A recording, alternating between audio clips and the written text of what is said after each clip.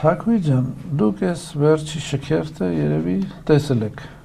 Հիմա ասրտի ցավով, այո։ Հա, այնտեղ ապաշրջափակման ինչ-որ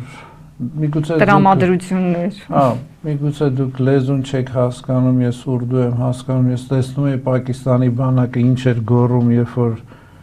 քայլում էին Զնդեբադ, Ադրբեջան, Զնդեբադ, Պակիստան։ Դա ինչ է նշանակում։ Կեցը։ Հա, հասկացա։ Հա, հիմա ստեղ ես այդ շքերթի ժամանակ չտեսա ինչ-որ ապաշրջափակման Եվ խաղաղության միտված տրամադրություն։ Այո, ես ընդհանրապես այդտեղ չեմ տեսնում, երբ որ մի երկիր իր ռազմական պոտենցիալը շատացնում է ու քո արևմտյան հարևան արդեն ոչ թե դաշնակից, այլ հովանավոր է դարձել, էլ չասած մյուս երկրները, այսինքն նրանք դաշնակից չեն, նրանք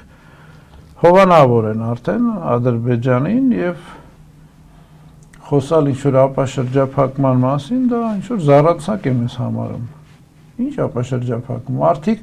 ուղիղ տեքստով մեզ մեղադրում են, որ մենք ճանապարհը տանում են միջազգային դիտորդների, ցույց են տալիս ճանապարհը հասել է Հայաստանի սահման,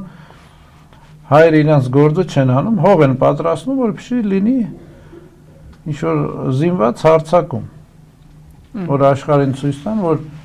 տեսեք, հայերը ձեր գազի կամ ձեր լոգիստիկայի համար չեն ուզում թողեն, մենք բոլորիդ օգնեցինք։ Ընդհանրապես Ադրբեջանի բոլոր քայլերը Չինաստանից զենք գնել, Կանադայի հետ ինչ-որ ռազմական դաշինք, արտադրություն, դրանք բոլորը, ասենք, կաշառքների ձևեր են, օրինական կաշառքների ձևեր են։ Հիմա Չինաստանից առել են հոբ համակարգ, որը որ ռուսական, ասենք, S300-ի մակարդակի է։ Ինչքան է մեր հայերը հիմա դուրս գան հերոսացնեն, S300-ի մակարդակի, ասենք,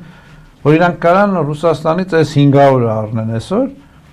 իրանք S300-ի մակարդակի հոբ համակարգ են առնում, դա կաշառքի ձև է։ Կամ Կանադայի հետ ինչ-որ զինվորական զրահամեքենաներ են համատեղ արտադրում, դա կաշառքի ձև է, որ միջազգային արենաներում, քանի որ այդ երկրները հիմնականում քաղաքական որոշում են կայացվում զենքի կամ զինամթերքի լոբիստների կարծիքով կամ ճնշման տակ, որպեսզի վաղը, երբ որ Ադրբեջանը ինչ-որ զինված քայլեր անի, այդ երկրի պարլամենտը կամ այդ երկրի նախագահները հանդես չգան ինչ-որ հակաադրբեջանական հայտարարություններով։